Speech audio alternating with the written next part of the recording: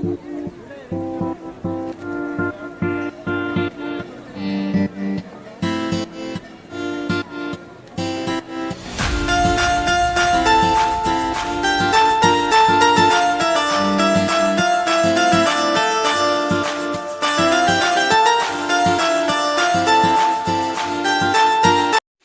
Hello नमस्कार, मी doctor Snehala फडबडे तुमचं माझ्या यूट्यूब चॅनलमध्ये स्वागत करते. तर आज आपण नाशिक येथील पंचवटी येथे जाणार आहोत. पंचवटीतील प्रमुख मंदिर म्हणजे काळाराम मंदिर.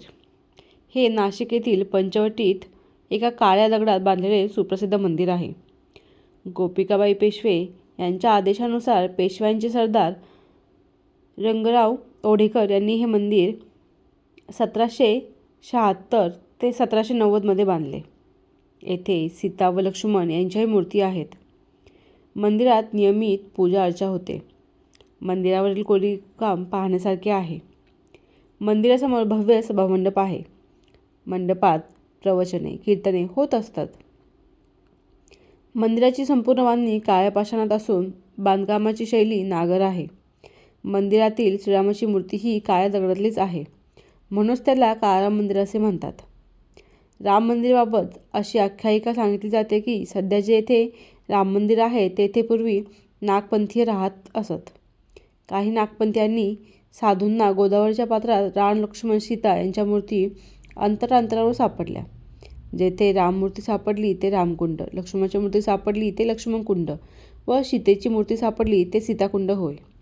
या मूर्ती स्वयंभू म्हणून ओळखल्या जातात. गोदावरी नदीच्या घाटापासून याचे अंतर पायी चालत जाणे इतके आहे. हा भाग जुन्या नाशिकात येत असल्याने येथे वाहनतळाचा प्रश्न आहे.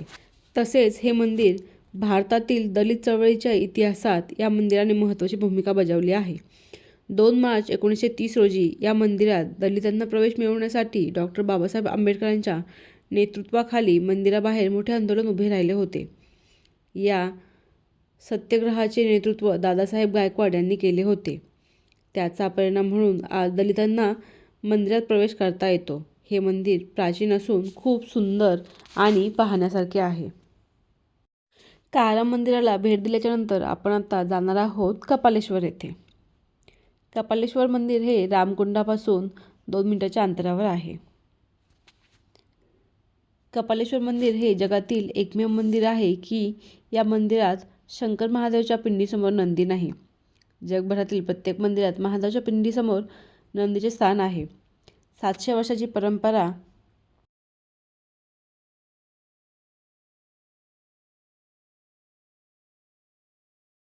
कपालेश्वर महादेवाचं दर्शन झाल्याच्या नंतर आपण गोदावरी नदीच्या काठावर रामकुंड येथे दररोज होत असलेल्या गोदा आरतीला जाणार आहोत. गोदा आरती म्हणजे नाशिकमधील रामकुंड येथे दररोज सायंकाळी गोदावरी नदीची केली जाणारी एक सुंदर आणि आध्यात्मिक आरती आहे. ज्यात जय अमृतवाहिनी यांसारख्या ओळीसह नदीला वरदा माता म्हणून वंदन केले जाते, जी भक्तांना शांतता आणि आनंद देते. ज्यात जय जीवन देणारी अंजनी माता व रामभूमीची वंदना असते. गोदा आरती दररोज संध्याकाळी 7 ते 8 या वेळेमध्ये असते. ही अतिशय चांगली आणि पाहण्यासारखी आरती असते. जर तुम्ही कपालेश्वराला येणार सांगितलं जातं की 12 ज्योतिर्लिंगांचे दर्शन घेतल्यावर लवकर येऊन आपली जागा पुण्य पकडून ठेवा. श्री कपालेश्वर महादेवाचे दर्शन घेतल्यानंतर गर्दी असते मंदिरातील वातावरणामुळे तुम्हाला उभं राहायलाही लवकर जागा भेटणार नाही. पुरातन असल्यामुळे पूर्णतः काळ्या पाषाणात मन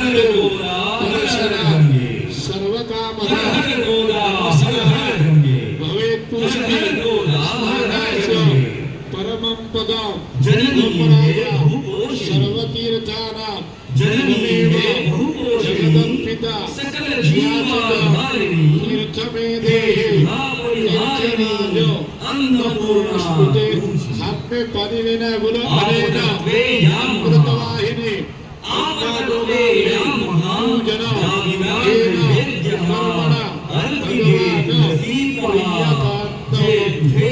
से पहले सिद्धेश्वर भजन करेंगे उसके बाद में हरि भजन होगा जिनके पास आरती रिया है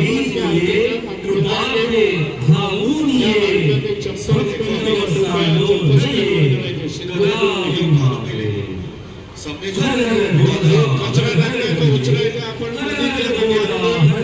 गोदावरीचं पूजन चालू आहे तिथे महानगरपालिका कर्मचारी असतील तर त्यांची पावती करावी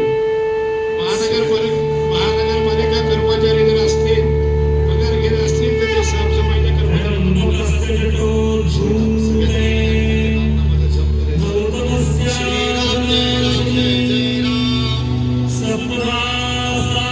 श्रीराम जय